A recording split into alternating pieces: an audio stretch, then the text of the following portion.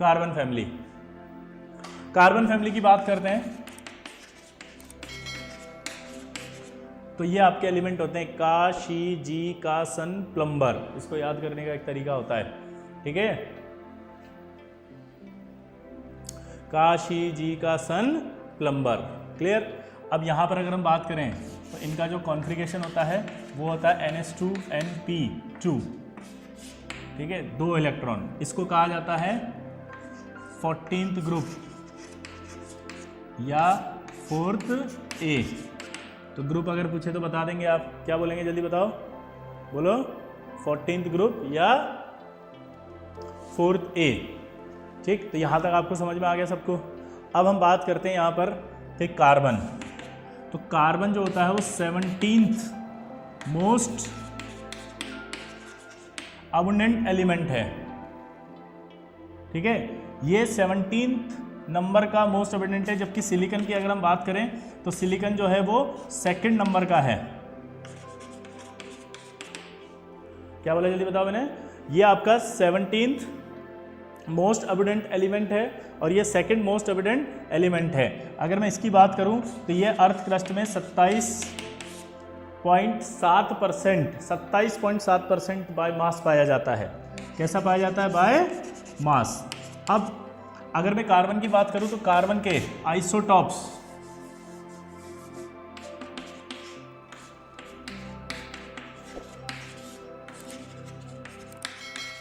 Isotope of carbon की बात करें तो C12 होता है, C13 होता है और C14। ये मोस्ट स्टेबल आइसोटॉप्स हैं। कैसे हैं, most stable, very good, most stable isotopes हैं। और जबकि ये जो है वो रेडियो एक्टिव है, ठीक है, और ये रेडियो एक्टिव होता है, ये अनस्टेबल है, ठीक है। और इसका जो उपयोग है वो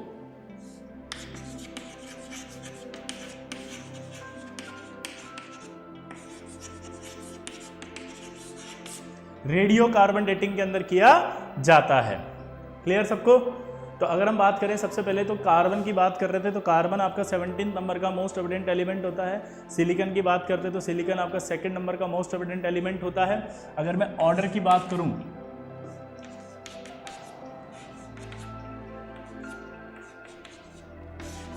तो ये ऑर्डर होता है एलिमेंट्स का। सबसे मोस्ट अबंडेंट एलिमेंट ऑक्सीजन होता है, 2nd नंबर का मोस्ट अबंडेंट एलिमेंट सिलिकॉन होता है, 3rd नंबर का मोस्ट अबंडेंट एलिमेंट एल्यूमिनियम होता है और 4th नंबर का आपका आयरन होता है। तो अगर आपसे पूछा जाए कि 2nd नंबर का मोस्ट अबंडेंट मेटल कौन सा है तो बता देंगे आप, जल्दी बताओ कौन सा है, फटाफट लिखो।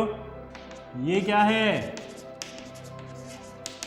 Non metal. ये क्या है, नॉन मेटल। ये क्या है, मेटल। ये क्या है, मेटल। तो मैंने पूछा था 2nd नंबर का मोस्ट अबंडेंट मेटल कौन है, तो मेटल तो आयरन है। 1st नंबर का मोस्ट अबंडेंट मेटल कौन सा है, तो एल्यूमिनियम है। 1st नंबर का एलिमेंट कौन सा है, ऑक्सीजन। 2nd नंबर का एलिमेंट कौन सा है, सिलिकॉन। लेकिन 2nd नंबर का मेटल कौन सा है, Fe। तो अगर आपसे ऐसा सवाल पूछे तो आप कंफ्यूज नहीं होंगे, यही आईडिया, कंफ्यूज नहीं होंगे। तो अपने को इतना याद हो गया अभी तक तो, ठीक है। अब हम बात करते हैं आगे की।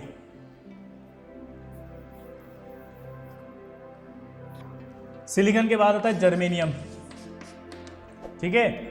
जर्मेनियम है, टिन है और लेड है। ये कैसे कैसे पाए जाते हैं हम वो बात करते हैं।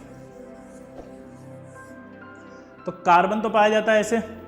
सिलिकॉन जो होता है वो नेचर में डायमंड लाइक स्ट्रक्चर रखता है।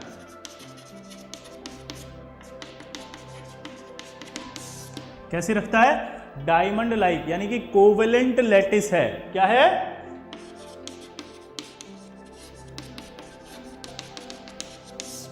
कोवेलेंट लैटिस है। अगर आपको क्वेश्चन पूछा जाए कि सिलिकॉन का लैटिस कैसा होगा, कोवेलेंट। सिलिकॉन किस टाइप का, जैसे आपने फिजिकल केमिस्ट्री में पढ़ा होगा 4 तरह के, मतलब सॉलिड, मतलब जो एलिमेंट है वो 2 तरह, सॉलिड, एक तो क्रिस्टलाइन स्ट्रक्चर जो होती है सॉलिड, और एक एमॉर्फस। सॉलिड के अंदर हम बात करते हैं जब, तब हमें पढ़ाया जाता है, क्या पढ़ाया जाता है कि सिलिकॉन कौन से टाइप का है। जैसे आयनिक सॉलिड होते हैं, फिर कोवेलेंट सॉलिड होते हैं, फिर आपके जो है वो इंटरस्टिशियल सॉलिड होते हैं और एक मॉलिक्यूलर सॉलिड होते हैं। तो सिलिकॉन का आंसर जाएगा कोवेलेंट सॉलिड। ठीक है, ये बहुत इंपॉर्टेंट सवाल है जेईई मेंस के अंदर, अगर आ जाएगा तो आप कंफ्यूज हो जाएंगे। क्लियर, क्योंकि इन्फॉर्मेशन वाला है तो जेईई मेंस पूछते हैं, एडवांस इस तरह के सवाल नहीं पूछता। तो सिलिकॉन की डायमंड लाई के इसलिए कौन सा लेटिस होगा, ये कोवेलेंट, या कौन सा सॉलिड होगा, कोवेलेंट सॉलिड सिलिकॉन। जर्मेनियम की बात करें अगर अपन, तो जर्मेनियम जो होता है वो ट्रेसिस की फॉर्म में पाया जाता है नेचर में। कैसा पाया जाता है, ट्रेसिस, बहुत कम मात्रा में मिलने वाला है। ठीक है, टिन की बात करें तो वो SnO2, इसका नाम होता है टिन स्टोन और कैसिटेराइड। क्या होता है, टिन स्टोन और कैसिटेराइड। तो टिन स्टोन और कैसिटेराइड जो होता है उस फॉर्म में ये पाया जाएगा। लेड जो होता है वो नेचर में PbS यानी कि गैलेना की फॉर्म में पाया जाएगा। किस फॉर्म में पाया जाएगा जल्दी बताओ, गैलेना। ठीक, तो ये तो हमने इनका नेचर में कैसे कैसे पाए जाएंगे वो पढ़ा। चलो अब आगे की बात हम करते हैं। अब जब हम ये पढ़ते हैं तो हमें एक बहुत भयानक डाउट आता है इनकी स्टेट। तो अगर हम बात करें तो सारे के सारे जो हैं, जैसे कार्बन, सिलिकॉन, जर्मेनियम, टिन और लेड, और अगर मैं टिन और लेड की बात करूंगा तो ये होंगे मेटल और soft metal having low melting point. तो दोबारा से देखें, कार्बन और सिलिकॉन कैसे होंगे, नॉन मेटल्स, जर्मेनियम कैसा होगा, मेटलॉइड, और आपका टिन और लेड जो होंगे वो होंगे मेटल, लेकिन कौन से मेटल, सॉफ्ट, और इनका मेल्टिंग पॉइंट क्या होगा, लो। अब मैं जैसे ही लिखता हूं और एक खतरनाक डाउट आएगा आपको, और वो आएगा कि सर हमने तो सिलिकॉन को मेटलॉइड पढ़ा है, फिर आपने तो नॉन मेटल लिखा है, आईआईटी में आ गया तो हम सवाल क्या करेंगे। तो देखो ये एक बहुत बड़ा ऐसा आपको डाउट है। ओह माय गॉड, लिख भी दिया, it is a metalloid with a dominating. अच्छा, मेरा आंसर ठीक है। तो आप ध्यान से सुनिए जो मैं बोल रहा हूँ अभी, ये डाउट आएगा आपको। बहुत अच्छा, जब आप एनसीईआरटी पढ़ेंगे तो 12th की एनसीईआरटी जब आप ढंग से पढ़ेंगे तो 12वीं की एनसीईआरटी में कार्बन फैमिली जाके देखेंगे तो आपको नजर आएगा सिलिकॉन और कार्बन नॉन मेटल है। जब आप 11वीं की एनसीईआरटी उठाएंगे और 11वीं की एनसीईआरटी के अंदर जब पीरियोडिक टेबल पढ़ेंगे और पीरियोडिक टेबल के अंदर जब ब्लॉक केमिस्ट्री आती है, ब्लॉक मतलब एस ब्लॉक की इन्फॉर्मेशन पी ब्लॉक की, तो उस पी ब्लॉक की इन्फॉर्मेशन में उस एनसीईआरटी ने लिखा हुआ है कि ये मेटलॉइड है। यहां से आपको कंफ्यूजन आता है क्योंकि 11th में वो आपको नॉन मेटल की जगह क्या पढ़ा दिया जाता है, मेटलॉइड। अब मेटलॉइड होती क्या है, मेटलॉइड वो होती है जिसमें मेटल और नॉन मेटल दोनों के कैरेक्टर पाए जाते हैं। समझ गए। अब जिसमें मेटल और नॉन मेटल दोनों के कैरेक्टर पाए जाते हैं, जिसमें मेटल और नॉन मेटल दोनों के कैरेक्टर पाए जाते हैं उसे मेटलॉइड कहते हैं। तो भाई जिसमें अगर मेटलॉइड है तो इसका मतलब बराबर कैरेक्टर नहीं है दोनों का। अगर नॉन मेटल ही कैरेक्टर ज्यादा हो गया तो फिर उसे नॉन मेटल के अंदर कंसीडर किया जाएगा। समझ गए बात को, क्या बोला मैंने, दोबारा से देखना। मेटलॉइड का मतलब ये होता है metal plus non metal character होना चाहिए, लेकिन इसका मतलब ये नहीं होता कि दोनों बराबर होने चाहिए। दोनों बराबर नहीं, दोनों बराबर नहीं, कोई भी ज़्यादा हो सकता है। तो सिलिकॉन जो है उसमें नॉन मेटेलिक कैरेक्टर ज़्यादा है, इसकी वजह से उसको किस में रखा गया है, नॉन मेटल में। ठीक है, तो आपका सवाल गलत। अब अगर हम इनकी बात करें रेडियाई की, तो कार्बन, सिलिकॉन, जर्मेनियम, टिन और लेड, नीचे आने पर इनका जो साइज है वो बढ़ेगा। तो ऑर्डर ऑफ साइज क्या होगा,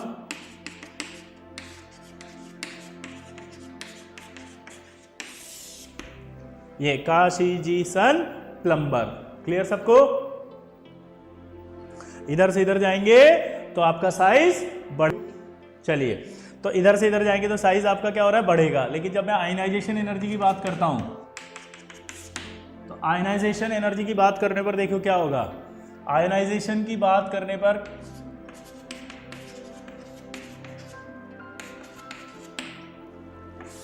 वैसे हमें पता है कि नीचे आने पर साइज बढ़ेगा।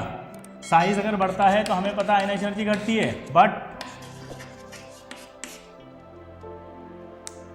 अगर हम ऑर्डर की बात करें तो कार्बन, सिलिकॉन, जर्मेनियम, फिर लेड आएगा और फिर टिन आएगा। अब ये ऐसा क्यों हुआ वो मैं आपको बताता हूं। Due to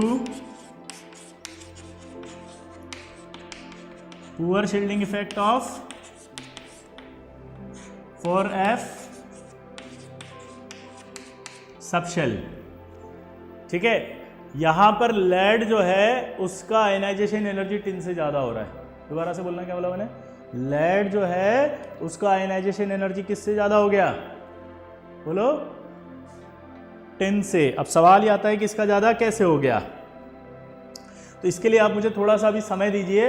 inert pair effect आएगा अभी, उस इनर्ट पेयर इफेक्ट में मैं आपको इसको क्लियर करूंगा। ठीक है, तो वहां के लिए अब इसको अपन होल्ड कर रहे हैं थोड़ी देर के लिए। अगला अभी थोड़ी देर में आने वाला है ये। ठीक है, हाँ या ना? बोलो ओके। आप लोग हाँ बोल रहे हैं, इसीलिए मैं आगे बढ़ पा रहा हूं। धन्यवाद आपके कोऑपरेशन के लिए।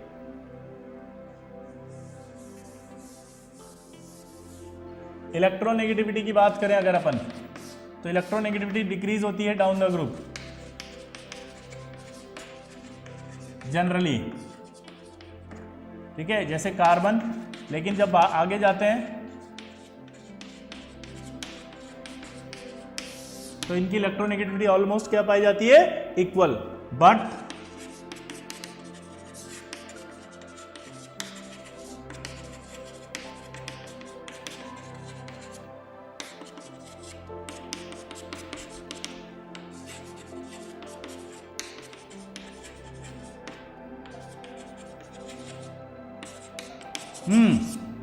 इधर देखो, बहुत सिंपल है। हमने जब 11th में पढ़ा था तो लेफ्ट से राइट जाते हैं, तो लेफ्ट से राइट जाने पर जो है वो इलेक्ट्रोनेगेटिविटी बढ़ती है, आया ना? लेफ्ट से राइट। तो जब हम पी ब्लॉक की बात करेंगे तो 13 यहाँ आएगा और 14 यहाँ आएगा। तो लेफ्ट से राइट जाने पर क्या होगा? तो बोलो, इधर जाएंगे तो साइज छोटा होगा, जिससे इलेक्ट्रोनेगेटिविटी बढ़ेगी। तो कार्बन फैमिली की बात कर रहे हैं तो नीचे आने पर इलेक्ट्रोनेगेटिविटी आपस में एलिमेंट की तो इक्वल आ रही है, लेकिन इन कार्बन फैमिली की इलेक्ट्रोनेगेटिविटी, बोलो जल्दी,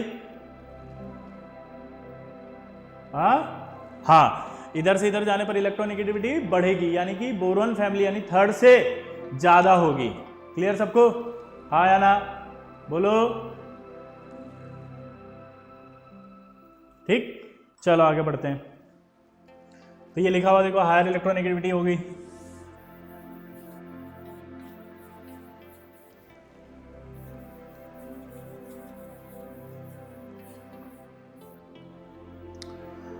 अब हम बात करते हैं इलेक्ट्रोनेगेटिविटी के बाद फिजिकल स्टेट की। तो फिजिकल स्टेट अभी मैंने आपको बताई थी। क्या बताई? फिजिकल स्टेट बताओ। फिजिकल स्टेट में कार्बन सॉलिड होगा। ठीक है, क्या होगा? हाँ, वेरी गुड, कार्बन सॉलिड होगा, सिलिकॉन, मतलब सारे सॉलिड होंगे इसके अंदर। तो ठीक है, अब इनकी हम बात करते हैं ऑक्सीडेशन स्टेट यानी कि केमिकल प्रॉपर्टीज की। तो केमिकल प्रॉपर्टीज की बात कर रहे हैं, ऑक्सीडेशन स्टेट की बात कर रहे हैं, इसलिए हम यहां पर बात कर रहे हैं किसकी? इनर्ट पेयर इफेक्ट की। क्लियर? तो यहां इनर्ट पेयर इफेक्ट क्या होता है वो समझते हैं हम पहले।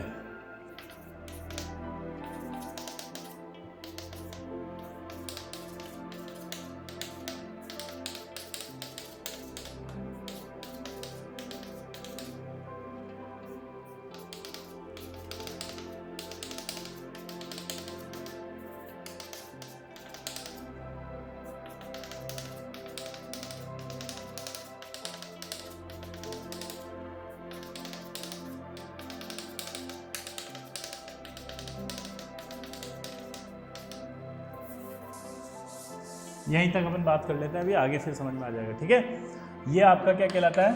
13th, 14th और 15th ग्रुप।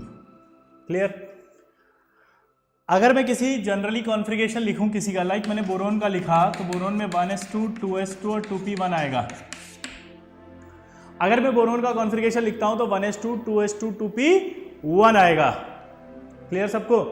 अगर यहां पर ये आएगा, अब मैं आपको यहां कह रहा था कि मैंने लिखा है, अभी इसमें मैंने कुछ समझाया नहीं है, मैंने सिर्फ लिखा है, इसको समझाऊंगा मैं। इधर आओ, यहां से समझाना शुरू कर रहे हैं। बोरोन का कॉन्फ़िगरेशन लिखा अपन ने, बोरोन के कॉन्फ़िगरेशन में आ रहा है 1s2 2s2 2p1।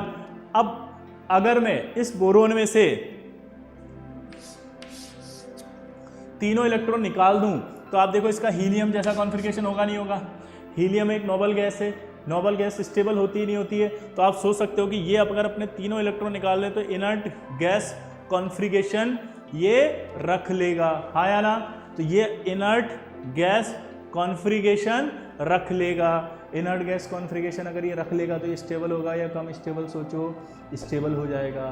तो इसलिए कोई भी एलिमेंट, क्या बोला मैंने बताओ, कोई भी एलिमेंट जनरली अपने वैलेंस शेल के सारे इलेक्ट्रॉन निकालना चाहता है। वैलेंस शेल के सारे इलेक्ट्रॉन निकालना चाहता है, वैलेंस शेल। क्यों? क्योंकि अगर वो सारे इलेक्ट्रॉन निकाल देगा वैलेंस के तो वो नोबल गैस कॉन्फ़िगरेशन एक्सेप्ट करेगा। अगर वो नोबल गैस कॉन्फ़िगरेशन एक्सेप्ट करेगा तो वो स्टेबल हो जाएगा। इसलिए जनरली जो भी एलिमेंट होते हैं वो अपनी हायर ऑक्सीडेशन स्टेट में ही स्टेबल होते हैं।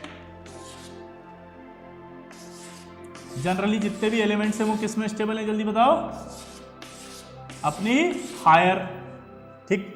लेकिन जब हम नीचे आते हैं पी ब्लॉक में 13th, 14th और 15th, क्लियर सबको, जब हम 13th, 14th और 15th ग्रुप में जब आते हैं नीचे तो डाउन द ग्रुप आने पर लोअर ऑक्सीडेशन स्टेट स्टेबल हो जाती है। क्लियर? क्या बोला, जल्दी बताओ, जल्दी बोलो, कौन सी? लोअर। ये देखो आप, लोअर दिखाई दे रही है। अब ये नया डाउट आ गया कि भाई लोअर ऑक्सीडेशन स्टेट ज्यादा स्टेबल क्यों हो जाती है, जबकि जनरली हायर ऑक्सीडेशन स्टेट ज़्यादा स्टेबल होती है, क्योंकि जब वो सारे इलेक्ट्रॉन वैलेंस के निकाल देगा तो नोबल गैस कॉन्फ़िगरेशन कर लेगा वो अपना। तो अगर वो नोबल गैस कॉन्फ़िगरेशन कर लेगा तो क्या हो जाएगा, ज़्यादा स्टेबल। लेकिन यहाँ आने पर क्या हो रहा है, लोअर ऑक्सीडेशन स्टेट ज़्यादा स्टेबल हो रही है हायर से भी। कोई तो लॉजिक होगा, कोई तो रीज़न होगा। अब हम वही रीज़न पढ़ रहे हैं। तो सबसे पहले हमें ये पता होना चाहिए कि कॉन्फ़िगरेशन कितने टाइप के रखता है एलिमेंट। तो हमारे पास 3 टाइप के कॉन्फ़िगरेशंस होते हैं। पहला होता है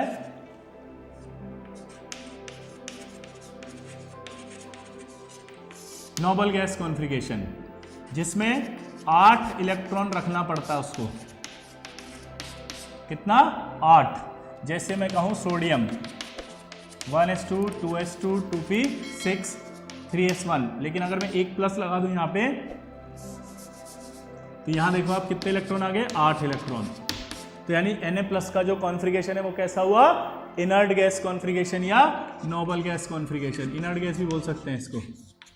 दूसरा होता है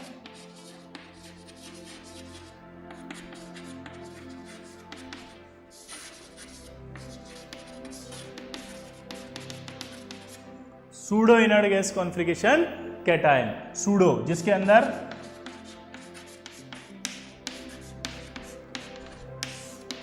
कितने इलेक्ट्रॉन रखना है इसको, 18 इलेक्ट्रॉन। देखो आप कितने हुए, 10 6 और 2, कितने इलेक्ट्रॉन्स हुए, 18।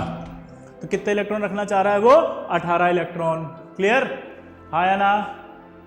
तो ये 18 इलेक्ट्रॉन रखने वाले को क्या कहता है, सूडो इनर्ट। जैसे कॉपर,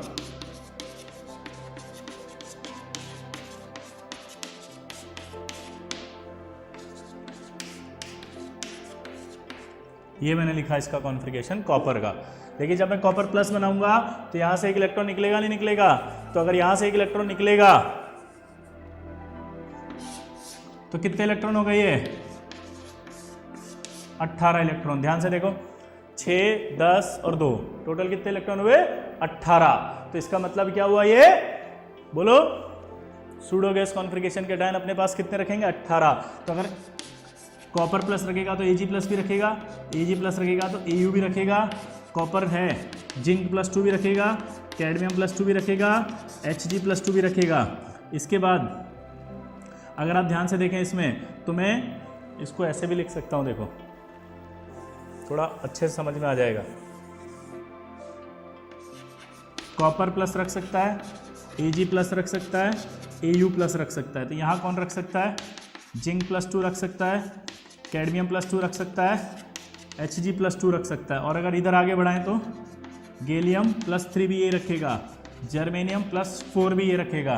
क्योंकि अगर आप ध्यान से देखें तो यहाँ पर 4s1 आया था लास्ट में, यहाँ कितना आएगा 4s2, 2 दो इलेक्ट्रॉन निकलेंगे तो +2, लेकिन अगर गैलियम आएगा तो कितना आएगा, p1 एक्स्ट्रा आ गया तो कितना आएगा +3, और अगर जर्मेनियम आएगा तो कितना +4, तो ये आपका सूडो हो जाएगा। ठीक है, यहाँ तक कोई डाउट? दो तरह के कॉन्फ़िगरेशन हमारे पास आ गए, हाँ या ना? क्योंकि मैंने अभी इनके लिए स्टेबिलिटी की बात नहीं की, मैंने तो सिर्फ कॉन्फ़िगरेशन लिखा था कॉपर का। मैंने क्या कहा था, 3 तरह के कॉन्फ़िगरेशंस होते हैं, आपको मैं 3 टाइप के कॉन्फ़िगरेशंस के बारे में बता रहा हूँ। ठीक है, चलिए अगला होता है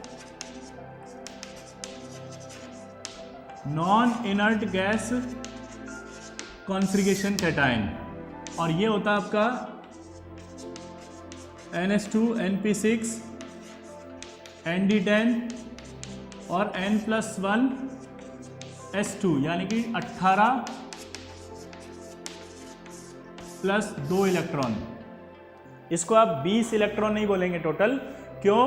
क्योंकि यहाँ पर आप देखो 18 जो है वो तो दूसरे शेल के हैं, है ना, और 2 इलेक्ट्रॉन दूसरे शेल के, मतलब ये अलग शेल है, ये अलग शेल है। ये शेल अगर मान लीजिए 5 है तो ये कौन सा हो जाएगा 6, इसलिए हमें 18 + 2। क्लियर? क्या बोला जल्दी बताओ? 18 + 2। ठीक, अब आगे बढ़ते हैं अपन। तो अब अगर हम नॉन इनर्ट गैस कॉन्फ़िगरेशन की बात करते हैं तो नॉन इनर्ट गैस कॉन्फ़िगरेशन होता है NH2 NP6 ND10 N+1। ठीक, इसके अंदर हम देखते हैं थेलियम, थेलियम का 81 होता है, S SP SP SDP SDP और SFDP। 1 2 2 3 3 4 5 4 3 4 5 4 5 6 4 5 6 और 81 भरने आपको।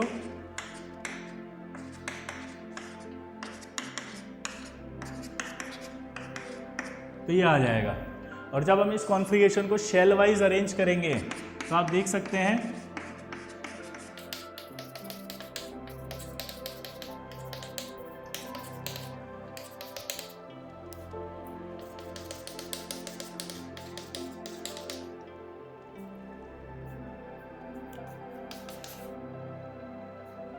सिक्स P1 दिखाई दे रहा है, हाँ दिख रहा है बोर्ड में, ठीक है, वेरी गुड। तो अब आप अगर ध्यान से देखें ये, तो ये देखिए आप, ये आपका फर्स्ट शेल हो गया, सेकंड शेल हो गया, ये थर्ड शेल हो गया, ये फोर्थ शेल हो गया, ये 5 शेल हो गया और ये 6 शेल हो गया। ठीक, अगर मुझे यहाँ पर थेलियम +1 बनाना है, सोचो, तो इसका मतलब मुझे यहाँ से एक इलेक्ट्रॉन निकालना पड़ेगा 6P1, हाँ या ना? तो मैं यहाँ से एक इलेक्ट्रॉन निकाल देता हूँ। अब अगर एक इलेक्ट्रॉन निकाल देता हूँ, यहाँ कितने इलेक्ट्रॉन दिख रहे हैं 18, यहाँ कितने दिख रहे हैं 2। तो ये कॉन्फ़िगरेशन थेलियम प्लस ने कौन सा रखा? Non inert gas configuration. अगर मैं यहाँ पर लेड ले लेता तो लेड +2 कौन सा रखता? क्योंकि लेड के अंदर एटॉमिक नंबर है 1 इसका, और इसमें कितना आता है 2, यानी कि 82। ये 82 होगा तो यहाँ 6P2 आएगा और +2 बनाऊंगा तो 2 इलेक्ट्रॉन निकलेंगे। बिस्मिथ 83, तो बिस्मिथ +3 करूंगा तो P3 आएगा वहां से और P3 को निकाल देंगे। तो ये हमारे पास 3 ऐसे कैटायन आ गए जो कौन सा शो करते हैं? Inert gas configuration cation. और अगर मैं मरकरी लेता हूं 80, तो मरकरी जो एटम है उस मरकरी एटम में तो 6s2 ही रह जाएगा। तो मरकरी जो होगा, क्या बोला जल्दी बताओ? मरकरी जो होगा वो मरकरी 80 रखता है, इसलिए 6s2 में रह जाएगा। तो ये सारे के सारे जो मैंने लिखे अभी तक, वो अपने पास क्या लिखे मैंने बताओ? Non inert gas configuration cation और एक मरकरी एलिमेंट। ठीक है, तो non inert gas configuration cations आपके बारे में आ गए। क्लियर सबको? तो ये आपके पास सारी चीज़ें आ गई। अब मैं इसको मिटा रहा हूँ। अब मुझे ये समझ में आ गया कि मेरे पास 3 तरह का कॉन्फ़िगरेशन होता है। पहला कॉन्फ़िगरेशन जो होगा मेरा, वो होगा, बोलो, इनर्ट गैस कॉन्फ़िगरेशन। दूसरा जो होगा वो होगा सूडो इनर्ट गैस कॉन्फ़िगरेशन। तीसरा जो होगा वो होगा आपका नॉन इनर्ट गैस कॉन्फ़िगरेशन है। मैंने बताओ क्या लिखा है? पहला कि इनर्ट गैस कॉन्फ़िगरेशन होता है हमारे पास। दूसरा मैंने लिखा है कि सूडो इनर्ट गैस कॉन्फ़िगरेशन होता है। तीसरा मैंने लिखा है कि नॉन इनर्ट गैस कॉन्फ़िगरेशन होता है। अगर कॉन्फ़िगरेशन लिखते समय, दोबारा बोलो, अगर किसी एटम में 8 इलेक्ट्रॉन आते हैं तो इनर्ट गैस कॉन्फ़िगरेशन होता है, और अगर वो 18 इलेक्ट्रॉन रखता है तो सूडो इनर्ट गैस कॉन्फ़िगरेशन रखता है, और अगर वो 18 + 2 होता है तो फिर उस कंडीशन में क्या रखता है वो, जल्दी बताओ, नॉन इनर्ट गैस कॉन्फ़िगरेशन। ठीक है, चलिए अब आगे बढ़ते हैं। तो हमारे पास ये 3 कैटायन में आ गया। 3 में से जो नॉन इनर्ट वाला है उसमें 4F की एंट्री हुई या नहीं हुई, पहले बताओ, जल्दी बोलो, कौन सा आ गया ये 4F, कौन सा आ गया 4F। अब यहां से हमें समझने की जरूरत पड़ेगी।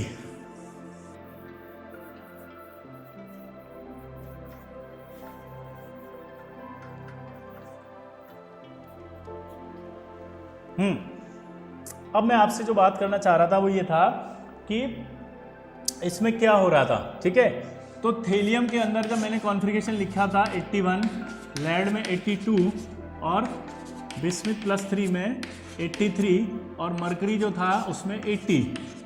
तो थेलियम में अगर मैं डायरेक्ट कॉन्फ़िगरेशन लिखूं तो मैं ऐसे भी लिख सकता हूं, xenon 4F14 5D10 6S2 6P1। जब मैं यहाँ प्लस लगाऊंगा तो ये हट जाएगा। ठीक, तो इन सब में भी सेम यही रहेगा, सबका कॉन्फ़िगरेशन एक ही है, ऊपर वाले का भी। अब इसको समझते हैं अपन कि ये न्यूक्लियस है, ये 4F है, ये 5D है, 6S है और 6P1 भी था यहाँ। जब मैंने आपको बताया था पहले लेक्चर में पी ब्लॉक के, तो ये बताया था कि जो शील्डिंग इफेक्ट होता है, यानी कि शील्डिंग पावर, वो सबसे ज़्यादा P की, फिर S, सबसे ज़्यादा S की, फिर P की, फिर D की और फिर F की होती है। तो सबसे ज़्यादा जो पावर है वो किसकी है यहाँ पे, S की, और सबसे वीक कौन है, F। अब F जो है 14 इलेक्ट्रॉन ला रहा है, तो यहाँ कितने प्रोटॉन बढ़ा रहा होगा, 14 प्रोटॉन। फील लेना है आपको, क्या बोला मैंने, फील, क्योंकि इससे मैं आपके बहुत सारे सवाल एक साथ ही कनेक्ट कर दूंगा। ठीक है, तो यहां पर आपके क्या दिखाई दे रहा है, जल्दी बताओ, 14, क्लियर। और अगर 14 प्रोटॉन का न्यूक्लियर चार्ज अंदर आएगा तो आप सोचो कि 14 प्रोटॉन का न्यूक्लियर चार्ज आती, अचानक से न्यूक्लियर चार्ज बढ़ जाएगा, और उसको रोकने की पावर किसके पास है, जल्दी बोलो, उसको रोकने की पावर किसके पास है, F के पास तो बहुत ही कम है, वीक। फिर D की भी शील्डिंग पावर कम है, नहीं रोक पा रहा, तो सीधा कहाँ जाएगा वो, S। अब S की जो पावर है वो ज़्यादा है, तो अब मुझे बताओ S के इलेक्ट्रॉन पे न्यूक्लियर चार्ज ज़्यादा लगा या P के इलेक्ट्रॉन पर ज़्यादा लगा, कमेंट करके बताएं फटाफट। S के इलेक्ट्रॉन पर न्यूक्लियस का अट्रैक्शन ज़्यादा लगा या P पे, जल्दी बताओ। वेरी गुड, S पर ज़्यादा लगा। तो S से इलेक्ट्रॉन निकालने के लिए एनर्जी ज़्यादा देनी पड़ेगी या P से निकालने के लिए ज़्यादा देनी पड़ेगी। अगला सवाल बस हो गया भाई, ये अगले पे आओ, फटाफट बोलो। S से निकालने के लिए एनर्जी ज़्यादा देनी पड़ेगी या P से इलेक्ट्रॉन निकालने के लिए एनर्जी ज़्यादा देनी पड़ेगी, S से निकालने के लिए ज़्यादा देनी पड़ेगी। तो इलेक्ट्रॉन आसानी से किस में से निकलेगा, P से। आसानी से इलेक्ट्रॉन P से निकलेगा अगर, तो थेलियम अगर 1 ऑक्सीडेशन स्टेट शो करेगा, इसका मतलब P से निकल रहा है, और अगर थेलियम +3 कर रहा है, इसका मतलब S और P दोनों से निकल रहा है। अब एक चीज़ आपको हमेशा पता होनी चाहिए, अगर कभी सिस्टम को एनर्जी देते हैं तो वो सिस्टम अनस्टेबल होता है, और अगर सिस्टम से एनर्जी रिलीज कर रहा होता है तो वो ज़्यादा स्टेबल होता है। अगर हम सिस्टम को एनर्जी दे रहे हैं तो अनस्टेबल है, और अगर सिस्टम एनर्जी रिलीज कर रहा है तो वो स्टेबल है। अब फील ले रहे हैं हम कि ये न्यूक्लियस में 14 प्रोटॉन आ गए, उस 14 प्रोटॉन का जो अट्रैक्शन था उसे रोकने की टेंडेंसी F की बहुत कम थी, इसलिए वो रोक नहीं पाया। D की भी कम थी, इसलिए रोक नहीं पाया। S सबसे ज़्यादा अट्रैक्शन था, अट्रैक्शन की रोकने की पावर S की सबसे ज़्यादा, इसलिए सबसे ज़्यादा अट्रैक्शन S पे जाके लग गया। P पे जो है वो कम हो गया, तो P से इलेक्ट्रॉन आसानी से निकला, P में एनर्जी कम देनी पड़ी, S में एनर्जी ज़्यादा देनी पड़ी। तो अब इसको बनाने में एनर्जी ज़्यादा खर्च हो रही है या इसको, उसको एनर्जी ज़्यादा देनी पड़ रही है। सिस्टम स्टेबल हो रहा है, कम स्टेबल हो रहा है कि नहीं हो रहा है, कम स्टेबल हो रहा है। तो यहाँ पर एक सवाल पूछेगा, इस स्टेबिलिटी ऑफ आयंस। तो बताओ कौन ज्यादा होगा, थेलियम प्लस या थेलियम प्लस 3? जल्दी बोलो। Thallium plus 1, thallium. अगला सवाल अगर मैं आपसे पूछूं कि Pb+2 ज्यादा स्टेबल है कि Pb+4?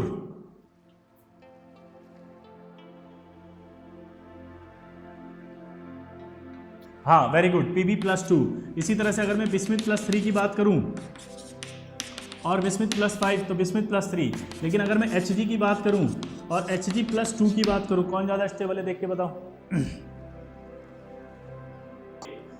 तो यहां पर हमें ये समझ में आ गया कि यार जो पी ब्लॉक के जो एलिमेंट है उसमें अगर 6s2 में इलेक्ट्रॉन है तो 6s2 का जो इलेक्ट्रॉन था उस 6s2 के इलेक्ट्रॉन को निकालना मुश्किल हो जाता है।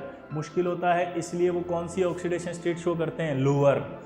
इसलिए लोअर ऑक्सीडेशन स्टेट ज़्यादा स्टेबल होती है देन हायर। अब समझ में आया कि लोअर ऑक्सीडेशन स्टेट ज़्यादा स्टेबल क्यों होती है। तो जो अभी थोड़ी देर पहले लिखा था वो ये लिखा था कि बोरोन में 13, 14 और 15, नीचे आने पर देखो क्या कहा था मैंने, लोअर ऑक्सीडेशन स्टेट ज़्यादा स्टेबल होती है। तो आपसे अगर पूछे कि 13, 14 और 15 में नीचे आने पर लोअर ऑक्सीडेशन स्टेट ज़्यादा स्टेबल क्यों होती है, तो आप बोलोगे due to inert pair effect, या आप एक और लाइन बोलोगे due to poor shielding effect of 4f subshell. एक चीज़ समझ में नहीं आई, लेकिन चला इसको इनर्ट पेयर इफेक्ट का है बोल रहे हैं, पुअर शील्डिंग इफेक्ट बोलते हो तब तो थोड़ा दिल को टच करता है कि हाँ यार समझ में आ रहा, साला इनर्ट पेयर इफेक्ट का है नाम दिया हो। मतलब इनर्ट पेयर इफेक्ट मतलब 4f वाला तो समझ में आ रहा, बट इनर्ट पेयर इफेक्ट समझ में नहीं आ रहा है। बहुत ईजी है, अरे बहुत ईजी है रे। ये s के इलेक्ट्रॉन पर न्यूक्लियस का अट्रैक्शन ज्यादा लग रहा है। अगर इस s के इलेक्ट्रॉन पर न्यूक्लियस का अट्रैक्शन ज्यादा लग रहा है तो इसके दोनों इलेक्ट्रॉन जो हैं वो आसानी से नहीं निकलेंगे। आसानी से नहीं निकलेंगे तो आसानी से बॉन्ड नहीं बनाएंगे, आसानी से बॉन्ड नहीं बनाएंगे, इसका मतलब इनर्ट हो गए बॉन्डिंग के लिए। तो जब दो इलेक्ट्रॉन की बात होती है तो उसे पेयर ऑफ इलेक्ट्रॉन कहते हैं। तो इसको क्या हुआ, पेयर ऑफ इलेक्ट्रॉन इनर्ट हो गए टुवर्ड्स बॉन्डिंग, इसलिए नाम पड़ गया inert pair effect. Pair of electrons inert हो गए टुवर्ड्स बॉन्डिंग, इसलिए नाम पड़ा इनर्ट पेयर इफेक्ट। एक ही बात हुई, इनर्ट क्यों हुए थे, 4f की वजह से। किसकी वजह से, 4f के पुअर शील्डिंग की वजह से ही तो ये इनर्ट हुए थे। तो दोनों आंसर सही है कि नहीं, इनर्ट पेयर इफेक्ट और दूसरा poor shielding effect of 4f subshell, हाँ या ना। तो दोनों आंसर आप सही कर सकते हो। क्लियर। अब एक सवाल बन जाता है इसमें, और वो सवाल क्या बनता है देखो जरा, कि यहां पर स्टेबिलिटी किसकी ज्यादा है, थेलियम+3 की। तो यानी थेलियम+3 को अगर कोई 2 इलेक्ट्रॉन देने आएगा तो 2 इलेक्ट्रॉन देने आते ही वो तुरंत लेगा और किस में आ जाएगा, +1 में। यानी इसकी यहां जाने की इच्छा है क्योंकि ये यहां से यहां जाना चाहते हैं। यहां से 2 इलेक्ट्रॉन लेके इसकी इच्छा होगी नहीं होगी, यहां आने की होगी, क्योंकि वो +1 में ज्यादा स्टेबल है, आया ना। तो इसका मतलब है कि ये यहां से यहां जाना चाह रहा है। अब ये यहां से यहां जाना चाह रहा है तो इसका क्या हुआ है, रिडक्शन। क्या हुआ है, रिडक्शन। और जिसका रिडक्शन होता है वो ऑक्सीडाइजिंग एजेंट कहलाता है। तो आपसे बोलेगा कि क्या ये ऑक्सीडाइजिंग एजेंट है, तो आंसर दोगे हाँ, थेलियम+3 एक अच्छा ऑक्सीडाइजिंग एजेंट है। अगर मैं आपसे बोलूंगा Hg, आया ना, +2 2 इलेक्ट्रॉन लेकर के Hg में जाना चाहेगा, तो आप बोलोगे हाँ, क्यों, क्योंकि ये Hg में ज़्यादा स्टेबल है। तो इसका क्या हुआ, रिडक्शन। जिसका रिडक्शन होता है वो खुद क्या होता है, ऑक्सीडाइजिंग एजेंट। अगर मैं यहाँ पर बिस्मिथ की बात करूँ, बिस्मिथ+5, ये भी 2 इलेक्ट्रॉन लेगा और किस में आना चाहेगा, बिस्मिथ+3 में। तो ये भी क्या हुआ, एक अच्छा ऑक्सीडाइजिंग एजेंट। तो these are good oxidising agent. तो आपको 4 ऑक्सीडाइजिंग एजेंट समझ में आ गए। क्लियर। इसमें एक खास बात और हो गई, बताओ क्या। अगर आपको आज के बाद कोई भी लेड का +4 वाला कंपाउंड मिल जाए, क्या बोला जल्दी बताओ, +4 वाला कंपाउंड मिल जाए, तो उसका हम स्टेटमेंट में आंसर क्या देंगे, ऑक्सीडाइजिंग एजेंट है। जैसे कि आपसे पूछा क्या ये ऑक्सीडाइजिंग एजेंट है, तो आप देखो ClO4 पर माइनस चार्ज होता है, 4 ClO4 है, इसका यहाँ कितना आएगा +4। यस, ऑक्सीडाइजिंग एजेंट है। क्या PbO2 ऑक्सीडाइजिंग एजेंट है? हाँ, क्योंकि ऑक्सीजन पर -2 होता है। 2 ऑक्सीजन हो गए तो 4 माइनस हो गया, 4 माइनस हो गया तो यहाँ कितना आएगा 4 प्लस, 4 प्लस आ गया तो ये भी ऑक्सीडाइजिंग एजेंट हो गया। क्या Pb3O4 ऑक्सीडाइजिंग एजेंट है? इसको बोलते हैं अपन रेड लेड। इसका एक नाम और होता है सिंदूर। ये बना होता है 2PbO। मैंने सिर्फ इतना कहा कि Pb3O4 है कंपाउंड, और ये बना होता है 2PbO और PbO2 से, मिक्स्ड ऑक्साइड है ये। क्या है? मिक्स्ड ऑक्साइड, जिसकी वजह से ये ऑक्सीडाइजिंग एजेंट है। इसी तरह से Pb2O3 भी मैंने क्या कहा कि PbO प्लस PbO2 है, ठीक है? तो ये भी आपका PbO प्लस PbO2 है, तो ये भी मिक्स्ड ऑक्साइड है। इसमें PbO2 है इसलिए +4 है। अब दिमाग की बत्ती जलाओ, यहाँ 4 है ना भाई और यहाँ 3 है, तो दिमाग लगाओ 2 कहाँ आना चाहिए। अगर मैं इसको 2:1 की जगह उल्टा कर दूं, यहाँ 2 कर दूं, यहाँ 1 कर दूं, तो ऑक्सीजन कितने हो जाएंगे? 2 × 2 4 और 5। तो क्या ये 5 है? नहीं, ये 4 है, तो इसका मतलब 2 कहाँ आना पड़ेगा? यहाँ। वैसे भी दिख गया ये तो। और ये मिक्स्ड ऑक्साइड क्यों है? ये अभी आपको मैंने सिखाया। पूछो कैसे? कनेक्ट करो। क्योंकि हमने कहा लेड के पास 2 ही ऑक्सीडेशन स्टेट है, +2 और +4। +2 वाला ऑक्साइड कौन सा हुआ? PbO। +4 वाला कौन सा हुआ? PbO2। तो अगर इस तरह का कुछ लिखा है तो कन्फर्म है वो इन दोनों से मिलके बना है। अब तो मैथ्स लगानी थी कि ये आपका 4 आ रहा है और ये 3 आ रहा है, तो रेशो क्या होना चाहिए? यहाँ 2 और 3 आ रहा है, तो रेशो क्या होना चाहिए? 1:1। क्लियर? चलिए आगे बढ़ते हैं। क्लियर है ना भाई? ओके, तो अभी कनेक्ट कर रहे हैं। अभी खत्म नहीं हुआ ये इनर्ट पेयर इफेक्ट। अभी सारे सवाल कनेक्ट करूंगा मैं, आपके जितने भी कहीं पर भी लिखे थे, चाहे वो 13th में हो, चाहे 14th में हो, चाहे 15th में हो, सारे इकट्ठे करके यहीं ले आया मैं आपके लिए। चलिए, तो अभी अपन ने एक चीज सीखी कि स्टेबिलिटी लोअर ऑक्सीडेशन स्टेट वालों की ज्यादा होती है, किससे? हायर वालों से। आया ना? और अभी ये सीखा अपन ने कि भाई लोअर वाली सिर्फ किस में होगी? 13, 14, 15 में सबसे नीचे वाला। तो जब हमें टिन की बात करूंगा, ठीक है, तो टिन कौन कौन सी ऑक्सीडेशन स्टेट शो कर रहा है? +2 +4। लेकिन जो स्टेबल होगी वो कौन सी होगी इसकी? ये। क्यों? क्योंकि इसमें 4F नहीं आता। तो अगर ये टिन +2 में है तो ये क्या चाहेगा? टिन +2 से कहां जाना चाहेगा? +4 में। और अगर ये +4 में जाना चाहेगा तो आप सोच सकते हो कि ये ऑक्सीडाइज हुआ है। क्या हुआ है? ऑक्सीडाइज। ये इसका ऑक्सीडेशन हुआ है। तो जिसका ऑक्सीडेशन होता है वो रिड्यूसिंग एजेंट होता है। ये एक अच्छा रिड्यूसिंग एजेंट है। क्या है? अच्छा रिड्यूसिंग एजेंट। इसी बेसिस पे एक सवाल आपके पास बहुत इंपॉर्टेंट है, जेई एडवांस में भी आ गया, जेई मेंस में भी आ गया, कई बार आ गया। क्या ये दोनों सॉल्यूशन एक साथ एग्जिस्ट कर सकते हैं? मतलब आपको सवाल कैसे पूछता है पता है? Which of the following solution does not exist. Clear? अब आपको उसमें HgCl2 दे दिया और SnCl2 दे दिया और डाल दिए। थोड़ी देर पहले आपको एक लाइन बताई थी मैंने कि Hg+2 अगर हो तो वो ऑक्सीडाइजिंग एजेंट है। थोड़ी देर पहले क्या अभी जस्ट बताया आपको कि +2 है तो वो क्या है? रिड्यूसिंग एजेंट है। इन दोनों में क्या हो जाएगी? रेडॉक्स। और रेडॉक्स होकर क्या बन जाएगा? तो अब बताओ कि ये दोनों एग्जिस्ट नहीं करते एक साथ। Reason? Redox reaction. Feel I? Connect किया अपन ने इनर्ट पेयर इफेक्ट से इसको अभी। क्लियर? आया ना? क्लियर हो गया? अब इसी तरह से अगला सवाल आएगा।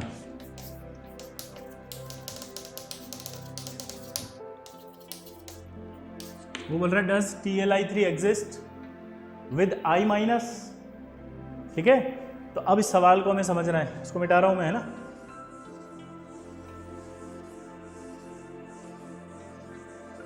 वो बोल रहा है does TlI3 exist with I-? तो इसके लिए दिमाग की बत्ती जलाते हैं कि TlI3 एग्जिस्ट विद I-। तो इसका मतलब I माइनस पर तो एक चार्ज होगा और 3 आयोडीन है, तो कितने हो गए ये 3 माइनस, और 3 माइनस हो तो थेलियम पर कितना चार्ज हुआ +3।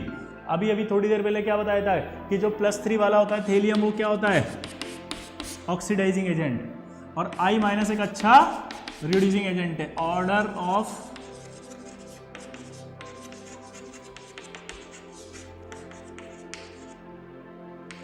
पावर सबसे ज्यादा I माइनस, फिर Br माइनस,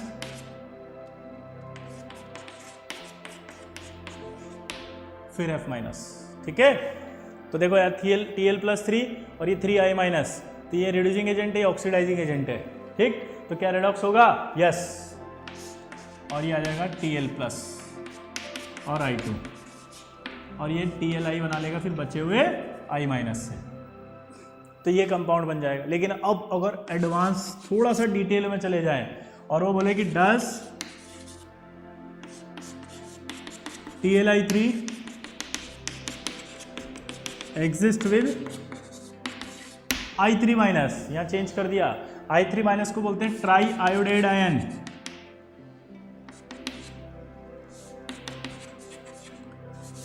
ट्राई दिखाई नहीं देगा, आयोडाइड आयन की बात करते हैं अगर अपन, तो थेलियम पर कितना चार्ज आएगा यहाँ प्लस, क्यों, क्योंकि I3 कितना चार्ज रख रहा है माइनस।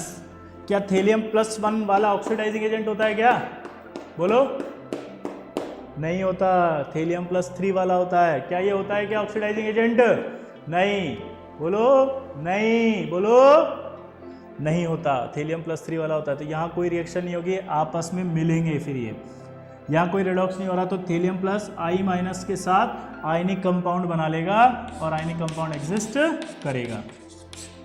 तो आपको समझ में आया कि Tli3 अगर I माइनस आ जाए तो एग्जिस्ट नहीं करेगा, लेकिन अगर यहाँ पर I3 माइनस आ जाए तो वो एग्जिस्ट करेगा। क्लियर सबको, हाँ या ना, सिंपल है। चलो आगे बढ़ते हैं।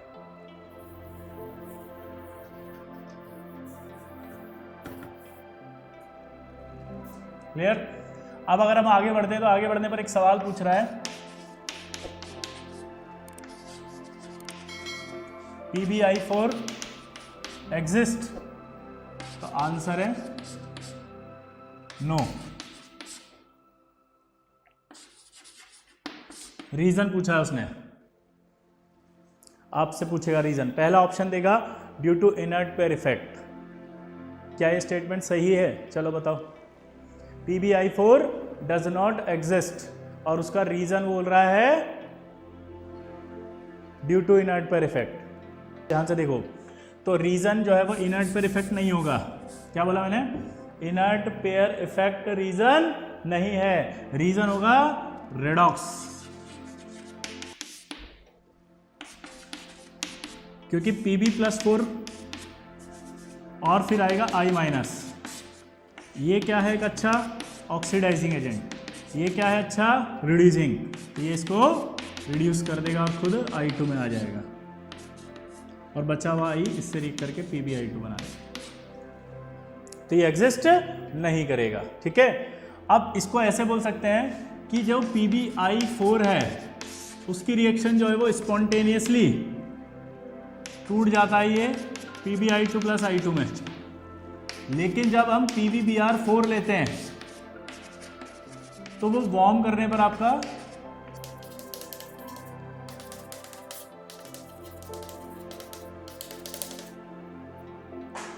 ये स्पॉन्टेनियसली PbI2 + I2 में चला जाता है, ये वार्म करने पर PbBr2 + Br2 में जाता है और ये हीटिंग पर आपके PbCl2 + Cl2 में जाता है। अब यह सवाल एक और आ गया, क्या कि वो स्पॉन्टेनियसली क्यों जा रहा है, ये वार्म करने पर क्यों जा रहा है, उसका रीजन सुनो। इस कंपाउंड का रेडॉक्स हो रहा था, इस वजह से ये PbI4 में एग्जिस्ट नहीं किया था। दोबारा से बोलो, क्या बोला मैंने, इस कंपाउंड का, हाँ वेरी गुड, रेडॉक्स हो रहा था इसलिए नहीं हुआ। अब अगर मैं I माइनस की बात करूं तो अभी लिखा था मैंने शायद, सबसे ज्यादा रिड्यूसिंग पावर किसकी होती है, I माइनस, फिर Br माइनस, फिर Cl माइनस और फिर F माइनस। सबसे ज्यादा पावर किसकी होती है? I माइनस, फिर किसकी होती है? Br माइनस, फिर किसकी होती है? Cl माइनस, और फिर किसकी होती है? F minus. ऐसा नहीं लग रहा कि ये वीक है I से? अब आपने अगर फिजिकल केमिस्ट्री पढ़ी थी तो आपको पढ़ाया होगा कि टेम्परेचर बढ़ाने पर इलेक्ट्रोड पोटेंशियल बढ़ जाता है। तो भाई जब यहां से यहां आए तो उस कंडीशन में जो I माइनस था वो स्पॉन्टेनियसली उधर चला गया, मतलब जो रूम टेम्परेचर था उसी पे रिएक्शन हो गई और वो अपने आप ही टूट गया। इसका मतलब डज नॉट एग्जिस्ट। लेकिन ये एग्जिस्ट करते हैं दोनों, क्योंकि वार्म करने पर आपने टेम्परेचर बढ़ाया, टेम्परेचर बढ़ने पर इसकी पावर बढ़ी, इसका इलेक्ट्रोड पोटेंशियल बढ़ा, और इलेक्ट्रोड पोटेंशियल बढ़ने के बाद ये रिड्यूस कर पा रहा है इसको, इसलिए टूटा है ये। जब आप इधर आए तो इसकी पावर और कम हो गई, और कम हो गई तो क्या हुआ? हीटिंग, Cl माइनस अब इसको रिड्यूस कर पा रहा है, इसलिए हीटिंग पर टूटा। तो अगर सवाल ये पूछे कि क्या ये, तो ये तो डज नॉट एग्जिस्ट, और क्या ये, तो ये तो बोलोगे एग्जिस्ट। यहां तक समझ में आया सबको? तो ये एग्जिस्ट करते हैं। क्लियर सबको? आया ना? अब इसी तरह का एक सवाल और पूछा फिर अब, Bi5 ये लिखा हुआ, वो बोलेगा कि अब Bi5 एग्जिस्ट करेगा, तो फिर से वही देखें, बिस्मिथ प्लस 5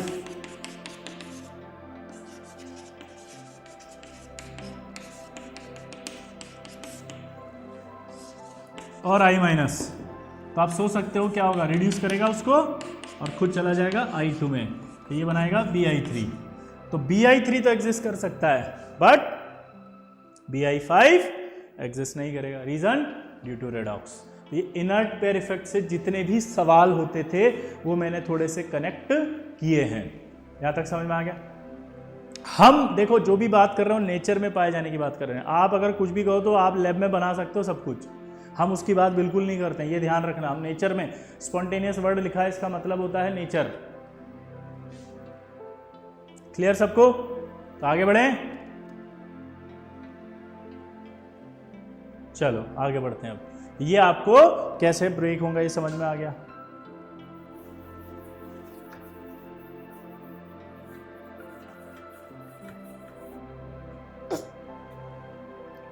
अगर मैं आपसे बोलूं कि स्टेबिलिटी ऑफ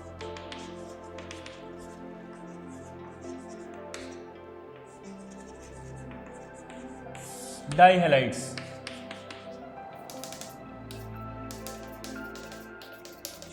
तो क्या होगी? स्टेबिलिटी ऑफ डाइहैलाइड्स की बात करें तो बताओ क्या होगी? ऑर्डर क्या आएगा? नीचे जाने पर, जल्दी बताओ, नीचे जाने पर लोअर ऑक्सीडेशन स्टेट ज़्यादा स्टेबल होती है, तो यहाँ पर आपकी लोअर +2 होती है, तो ऑर्डर आपसे पूछे तो आप ऐसे दोगे। और अगर बोले कि स्टेबिलिटी ऑफ टेट्राहेलाइड,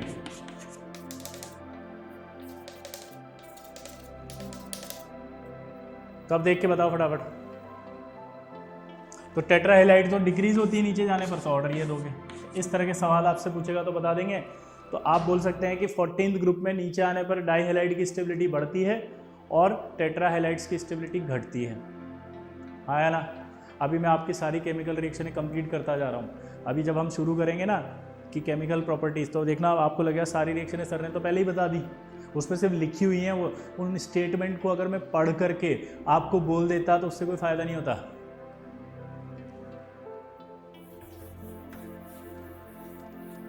चलिए अब हम आगे बढ़ते हैं, ठीक है?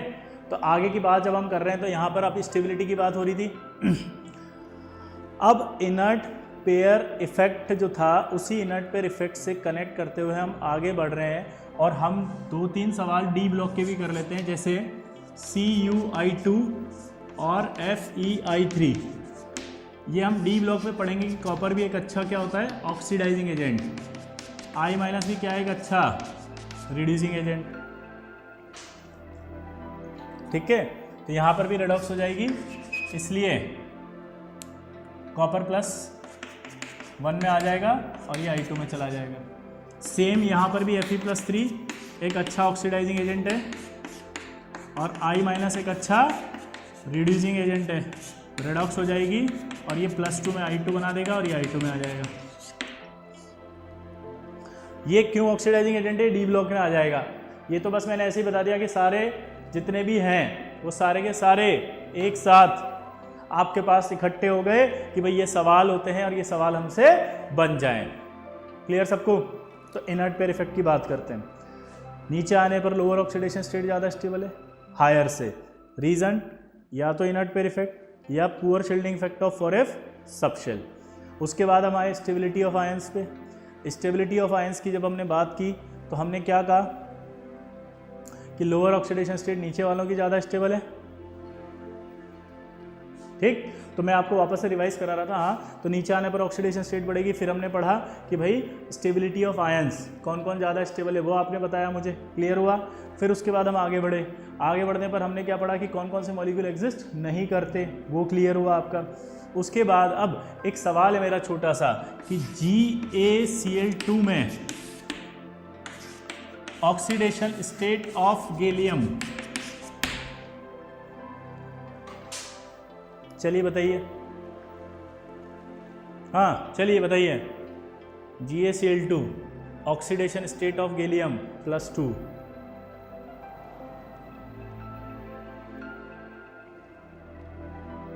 आपने निकाला +2 लेकिन आप भूल गए अभी कि मैंने कहा था गैलियम तो +1 और +3 होता है। यहाँ पर कैसे हो सकता है, +2 दिखा रहा है ये तो। ठीक है, तो यहाँ पर आपको बहुत इंपॉर्टेंट सवाल होता है, अगर आप फंस जाएंगे इसमें। तो ये एक एम्पिरिकल फार्मूला है, इसका मॉलिक्यूलर फार्मूला होता है गैलियम Cl4, जहाँ पर ये जो G है ये +1 में है और अंदर वाला जो है वो G 3rd में है। तो ये इसकी फाइनल ऑक्सीडेशन स्टेट होती है। क्लियर?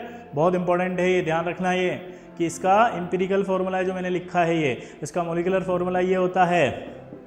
क्लियर सबको? चलिए आगे बढ़ते हैं। सबको समझ में आ रहा है भाई? यही आईटी है।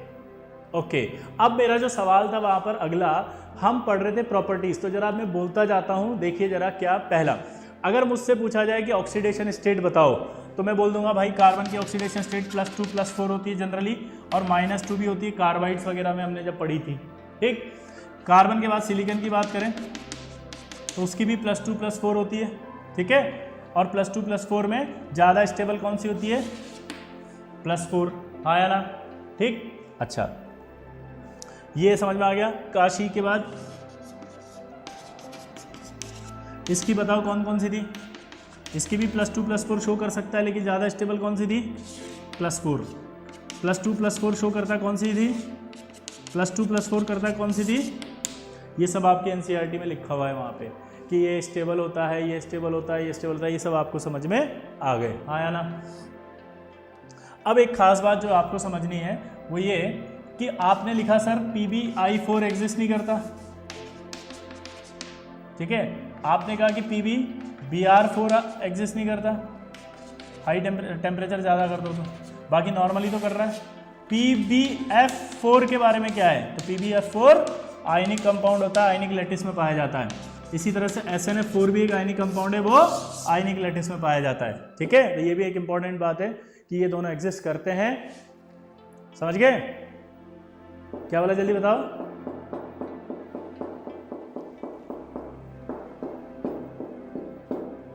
सिंपल है, आया ना? चलिए, तो ये दोनों आयनिक कंपाउंड होते हैं। तो ऑक्सीडेशन स्टेट के बारे में जो भी डिस्कशन था वो आपको मुझे लगता है क्लियर हो गया। ठीक है, अब देखो इधर, चलते हैं अब आगे। अब जो मैं कहना चाह रहा था वो ये कि हम केमिकल रिएक्शन की बात करते थे तो ऑक्सीडेशन स्टेट समझ में आ गई। अब आया ऑक्साइड। अगर मैं ऑक्साइड की बात करूं तो ये फैमिली वाले जो है वो कैसे बनाते हैं? एक मोनोऑक्साइड टाइप और एक डाइऑक्साइड। अब मोनोऑक्साइड की बात करें तो कार्बन जो है वो CO भी बनाता है, CO2 भी बनाता है। ठीक है, SI भी SiO भी बनाएगा और SiO2 भी बनाएगा। अब अगर हम बात करें तो यहां पर CO2, ठीक है, CO2 SiO2 GeO2, SnO2 और PbO2, ये ऑक्साइड्स हैं। ये तीनों क्या होते हैं? एसिडिक। तीनों ऑक्साइड कैसे हैं? एसिडिक। और ये दोनों क्या है? एम्फोटेरिक। ठीक है। SiO ये हाई टेम्परेचर पे पाया जाता है सिर्फ। कहां पाया जाता है? हाई टेम्परेचर पे। कहां पाया जाएगा जल्दी बताओ?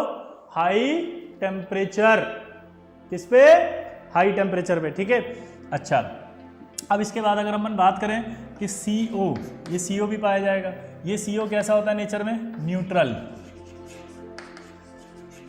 मैं आपको बता देता हूँ CO न्यूट्रल होता है, और CO के अलावा भी बहुत सारे ऐसे जो न्यूट्रल होते हैं, मैं सारे एक साथ बता देता हूँ। CO, NO, N2O और वाटर, ये P ब्लॉक में न्यूट्रल ऑक्साइड्स हैं, एक साथ ही बता दिए मैंने। ठीक है। और ये एम्फोटेरिक क्या होता है ये भी समझ लो। एम्फोटेरिक वो होता है जो एसिड और बेस दोनों की रिएक्शन शो करता है। क्लियर? तो लेड के जितने भी ऑक्साइड है सारे एम्फोटेरिक हैं, टिन के जितने भी ऑक्साइड है सारे एम्फोटेरिक हैं। अब एक सवाल आपसे पूछेगा क्वेश्चन कि PbO और PbO2 दोनों में से ज्यादा एसिडिक कौन है? ये एम्फोटेरिक है दोनों, लेकिन क्वेश्चन पूछा है मोर एसिडिक। मोर एसिडिक ये होगा जिस पर ऑक्सीडेशन स्टेट ज्यादा होगा। अगर हम SnO और SnO2 की बात करें तो कौन ज्यादा है? बोलो। जिस पर प्लस चार्ज ज्यादा होता है वो ज्यादा एसिडिक होता है। दोनों एम्फोटेरिक हैं। इसका एक मीनिंग निकलेगा मोर एसिडिक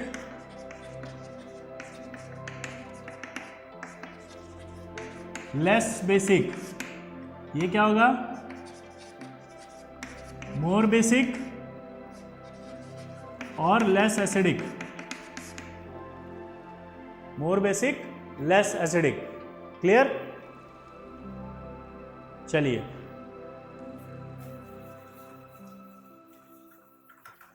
अभी हमने हैलाइड्स की बात की थी, तो हैलाइड मैंने सारे बता दिए थे। ये जो हैलाइड बनाएंगे वो कैसे बनाएंगे? MCl2 और MCl4। अभी मैंने आपको बताया था कि नीचे आने पर कौन से वाले हैलाइड्स की स्टेबिलिटी ज़्यादा होगी? इसकी क्या होगी? कम। अभी क्लियर हो गया था सारा। अब ये सवाल पूछेगा विच इज मोर कोवेलेंट या which is volatile? More volatile. चलो बताओ दोनों में से कौन ज्यादा वोलेटाइल है? ट्राई करो।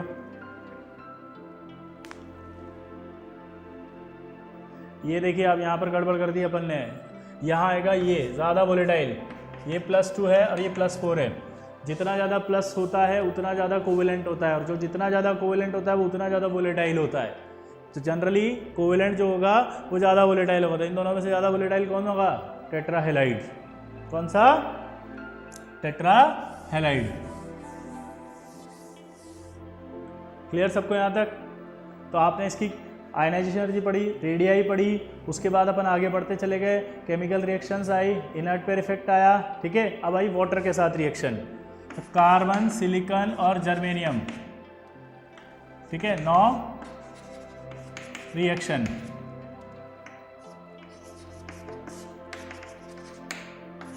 टिन जो होता है वो स्टीम को डिकम्पोज करके H2 गैस दे देता है, और लेड जो होता है वो अनअफेक्टेड रहता है।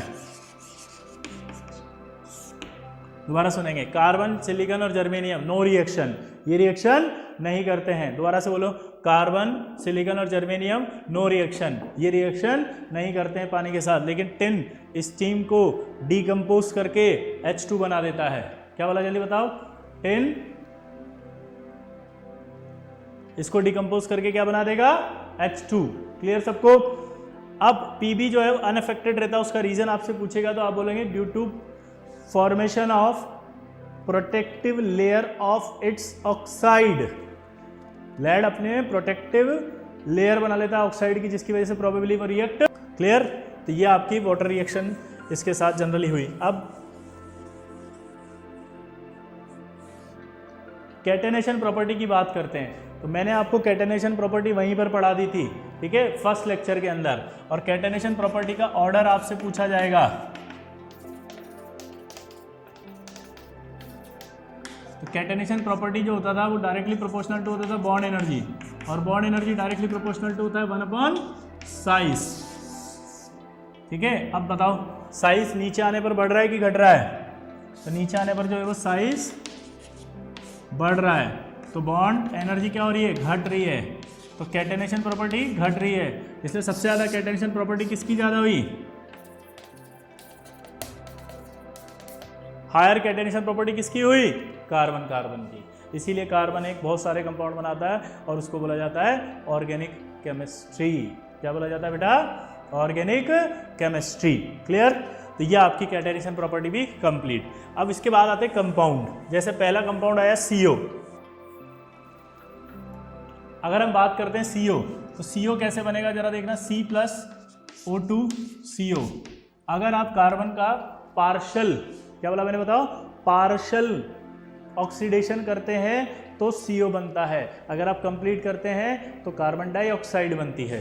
एक मेथड और होता है, अगर आप फॉर्मिक एसिड में कंसंट्रेटेड H2SO4 डाल दें, कंसंट्रेटेड H2SO4 एक अच्छा डिहाइड्रेटिंग एजेंट होता है। कंसंट्रेटेड H2SO4 क्या होता है? अच्छा बताओ, डिहाइड्रेटिंग एजेंट। डिहाइड्रेटिंग एजेंट होते हैं जो वाटर को निकाल लेते हैं इसमें से, तो इसमें से पानी बाहर आ जाएगा और पानी बाहर आकर के बना देगा आपका CO+H2O, तो ये आपके कार्बन मोनोऑक्साइड बन जाएगी। क्लियर? ठीक। तीसरा एक मेथड और होता है कार्बन प्लस H2O, तो ये CO+ क्या बन जाएगा? H2। अप्रॉक्सीमेट 473 से 1273 केल्विन के बीच में रिएक्शन होती है, और इसको अपन बोलते हैं अपन CO+H2 का एक नाम होता है कंबाइंड। कोई बता सकता है आप में से? हाँ, वेरी गुड, वाटर गैस या सिन गैस या सिंथेसिस गैस। क्लियर? हाँ, ऑक्जेलिक एसिड अरे ऑर्गेनिक में बहुत सारी पड़ी है, तो फॉर्मिक लो तो ऑक्जेलिक से CO+CO2 दोनों बनेगी। ठीक है ना? चलिए, तो ये वाटर गैस। लेकिन अगर मैं यहीं पर कार्बन की रिएक्शन अगर O2 + N2 यानी एयर से करा दूं, तो एयर से कराने पर बन जाएगा CO+N2। इस गैस का नाम क्या होता है? बोलो।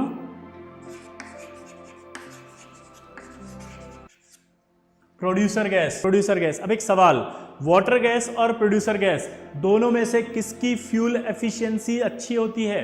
कौन अच्छा है? ठीक है, आया कि नहीं आया? दोनों में से वाटर गैस की अच्छी होगी। क्यों? क्योंकि जब उसको हम करते हैं तो उसमें नाइट्रोजन है, नाइट्रोजन जो है वो कंबस्टाइल नहीं होती है, जबकि हाइड्रोजन सपोर्ट करती है। समझ गए? तो इसलिए वाटर गैस ज़्यादा अच्छी फ्यूल होगी। अब CO जो होता है उसकी एक रिएक्शन बहुत इंपॉर्टेंट है, यही एडवांस में कई बार आ चुका है और आता भी है। ठीक है, और वो है K4FeCN6 की रिएक्शन कॉन्सेंट्रेटेड H2SO4 से। ठीक है, जब मैं फर्स्ट लेक्चर P ब्लॉक का ले रहा था तो कुछ बच्चे इस रिएक्शन को ज़बरदस्ती पूछ रहे थे बीच बीच में, तो बोरोन की नहीं थी इसलिए मैंने वहाँ पर इसको डिस्कस भी नहीं की और मैंने उसका आंसर भी नहीं दिया आपका। ठीक है, तो जिन भी बच्चों का ये डाउट होगा अगर कि भाई आप K4FeCN6 की कंसंट्रेटेड H2SO4 से रिएक्शन बताओ, क्योंकि 3-4 बार आ रहा था पर मैं इग्नोर कर रहा था उसको। क्यों? क्योंकि वो कार्बन मोनोऑक्साइड में अपने आप ही आने वाली थी। ठीक है, तो कई चीज़ें मैं इसलिए भी छोड़ रहा हूँ क्योंकि जब आप पूरा P ब्लॉक पढ़ोगे तो मैं शायद उसको कवर कर चुका हूँगा कहीं ना कहीं। आप मेरी बात समझ रहे हैं? तो इसलिए आप बिल्कुल निश्चिंत रहें, कोई टेंशन नहीं लें, सारे डाउट आपके क्लियर होंगे। ऐसा बिल्कुल मत सोचें कि इनको आता नहीं है डाउट इसलिए मेरा डाउट नहीं बताएंगे, ऐसा बिल्कुल भी नहीं है। हाँ, जिस जगह वो रिलेवेंट आंसर मैं दे सकता हूँ मैं वहीं पर आपका ये आंसर दूंगा। इस बात को प्लीज़ अपने दिमाग में अच्छे से रखिए। ठीक है, ताकि आपको अच्छा समझ में आ सके, अच्छा क्लियर हो सके आपके डाउट्स। तो इसकी जब रिएक्शन करते हैं तो आपको पता है जब इससे रिएक्शन कराएंगे तो क्या बनेगा? ये K2SO4 FeSO4 और HCN। ठीक है, अब अगर मैं HCN का जब, क्योंकि ये कंसंट्रेटेड H2SO4 है तो नो डाउट इसमें पानी होगा, तो पानी होगा तो उसका हाइड्रोलिसिस हो जाएगा, हाइड्रोलिसिस होगा तो ये HCOOH प्लस अमोनिया बना लेगा। अमोनिया बेस है और ये बेस फिर से कंसंट्रेटेड H2SO4 से रिएक्ट करने लग जाएगी क्योंकि एसिड है ये। अब कंसंट्रेटेड H2SO4 एक और काम करता है, और वो क्या करता है, डिहाइड्रेटिंग एजेंट है। तो इसमें से क्या बाहर निकाल देगा, तो आप देख सकते हैं कि CO बन गई K4FeCN6 प्लस कंसंट्रेटेड H2SO4 से। CO पॉइजनस है, एक्सट्रीमली पॉइजनस, बहुत ज़्यादा पॉइजनस होती है इससे। आपने अगर देखा होगा कि अगर हम अंधेरे कमरे के अंदर या कमरे के अंदर बंद कर दें चारों तरफ से और उसमें अंगीठी जला लें तो आप सुबह लुढ़क जाओगे, क्योंकि वो जो निकलेगा अंगीठी से कंबशन कंप्लीट नहीं होता है, पार्शियल कंबशन होगा। पार्शियल कंबशन से जो निकलेगी वो CO होगी, और CO होगी तो वो आपको मार देगी, क्योंकि वो CO हीमोग्लोबिन के साथ रिएक्ट करके कार्बोक्सी हीमोग्लोबिन कंपाउंड बनाता है। कार्बोक्सी हीमोग्लोबिन कंपाउंड जो बनाता है वो आपको सांस नहीं लेने दे रहा। बताओ क्यों? क्योंकि ऑक्सीजन जो गैस होती है वो ऑक्सीजन गैस जब हम लेते हैं तो ऑक्सीजन गैस, ये ऑक्सीजन गैस जब अंदर जाएगी तो वो हीमोग्लोबिन जो होता है उस ऑक्सीजन गैस को चारों तरफ ले जाता है अपने पास, ठीक है। तो वो क्या करता है, सेल्स के पास ऑक्सीजन पहुंच जाती है और सेल्स जो है वो सही रहती है, ठीक। तो आपसे बोलेगा कि CO पॉइजनस क्यों होती है, तो आप बोल सकते हैं कार्बोक्सी हीमोग्लोबिन बना लेती है, इस चक्कर में आपको ऑक्सीजन नहीं मिलने देती। अब ऐसा क्यों होता है, क्योंकि CO और O2 में से, अगर आपने कोऑर्डिनेशन केमिस्ट्री आपको याद आ रहा हो तो आपको पता होगा कार्बन मोनोऑक्साइड स्ट्रॉन्गेस्ट लिगेंड लिखा था आपने सबसे आगे CO, याद है, strongest ligand CO strongest ligand था। O2 तो बहुत वीक है। तो जब O2 और CO दोनों होगी तो कॉम्प्लेक्स बनाने की टेंडेंसी किसकी ज़्यादा होगी, हीमोग्लोबिन के साथ, CO की, और वो 300 गुना ज़्यादा होती है, 300 टाइम्स मोर, किससे, ऑक्सीजन से। इसलिए ऑक्सीजन ही नहीं मिल पाती और CO मिलने लगती तो मर जाते हैं, ठीक है। तो यहाँ पर आपका ये रिएक्शन भी बहुत इंपॉर्टेंट थी CO की। क्लियर सबको? अब अगर यहाँ सवाल पूछा जाता है कि बाय मिस्टेक्स अगर यहाँ पर हम लोग कंसंट्रेट की जगह डाइल्यूट H2SO4 लेते तो फिर कौन सी पॉइजनस गैस बनती, तो मैं आपको बता दूं एक पॉइजनस गैस और है यहाँ पे, ये वाली। तो सवाल अगर आ जाए कि कंसंट्रेटेड H2SO4 से रिएक्शन करवाते हैं तो कौन सी पॉइजनस गैस बनती है, CO, क्योंकि कंसंट्रेटेड H2SO4 यहाँ से पानी निकाल देगा। लेकिन अगर सवाल आ जाए कि डाइल्यूट H2SO4 से रिएक्शन कराते हैं तब कौन सी पॉइजनस गैस बनेगी, तो कंफ्यूज मत होना, फिर वो बनेगी, ये तो बनेगी नहीं क्योंकि ये स्टेप नहीं होगी। ये JEE एडवांस में सवाल आते हैं ऐसे, और ये बहुत अच्छे सवाल हैं, कभी कंफ्यूज मत होना, ठीक है। आगे बढ़े। अब CO के बारे में आपसे सवाल करेगा, तो CO के बारे में आपसे पूछेगा पहला कि CO जो होती है उस गैस का कौन, किस कंपाउंड से हम CO को एस्टिमेट कर सकते हैं, तो उसका एस्टिमेट करने वाला कंपाउंड है I2O5। ये तो आपको डायरेक्ट टिक लगाना है बस, सीधा सीधा, ठीक है। तो आपसे बोलेगा कि CO को एस्टिमेट किस कंपाउंड की हेल्प से करते हैं, तो आंसर क्या दोगे आप, I2O5, ठीक है। दूसरा, अगर हम CO को PdCl2 से पास करा दें तो पास करने पर पैलेडियम का ब्लैक PPT बनेगा। एक्वस सॉल्यूशन ले रहे हैं तो पानी भी है, तो यहाँ पर HCl आ जाएगा, ठीक है। तो PDM का ब्लैक PPT बनेगा, इससे भी आप CO को पता लगा सकते हैं, ठीक। अब आपसे पूछता है कि इसके एब्जॉर्बर कौन है, तो ये Cu2Cl2 कार्बन मोनोऑक्साइड का गुड एब्जॉर्बर है। क्लियर? तो आपसे पूछेगा कि गुड एब्जॉर्बर ऑफ CO कौन है, तो आंसर को क्या दोगे आप, बताओ कौन है। हाँ, वेरी गुड, Cu2Cl2 इसका गुड एब्जॉर्बर है। क्लियर सबको? अब आगे की बात करते हैं।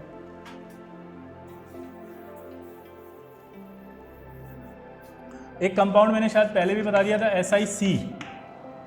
CO के बाद अगला कंपाउंड सिलिकॉन कार्बाइड होता है, second hardest material after diamond होता है, 3D नेटवर्क लाइक स्ट्रक्चर होती है इसकी ऐसी।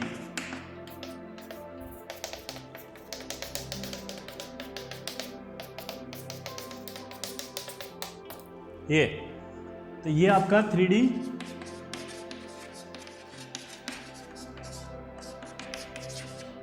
नेटवर्क लाइक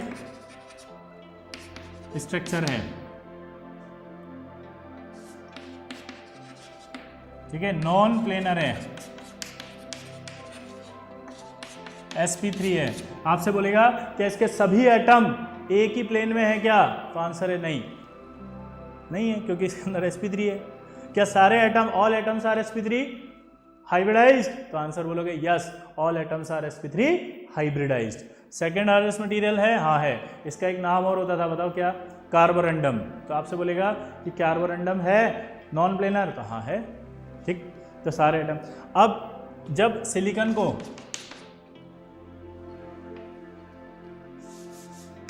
SiO2 को जब कार्बन के साथ हाई टेम्परेचर करीब 2000 डिग्री सेंटीग्रेड पर करते हैं, तब जाकर के आपके SiC का फॉर्मेशन भी हो सकता है, ठीक है। तो आपका बनता कैसे, ठीक है, क्लियर सबको? चलो, तो अब बाकी की जो नेक्स्ट क्लास में पढ़ेंगे इसके आगे का। अभी तक मैंने आपको carbon monoxide plus silicon carbide बना दिया। अब हम कार्बन फैमिली में आगे बढ़ेंगे, जैसे एलोट्रोप्स। आपको पता होगा कि हमारे कार्बन के सबसे इंपॉर्टेंट एलोट्रोप्स होते हैं 3।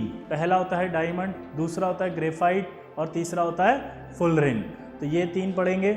उसके बाद हम आगे पढ़ेंगे आपकी टिन और लेड की रिएक्शन, जो JEE एडवांस में बहुत इंपॉर्टेंट होती हैं।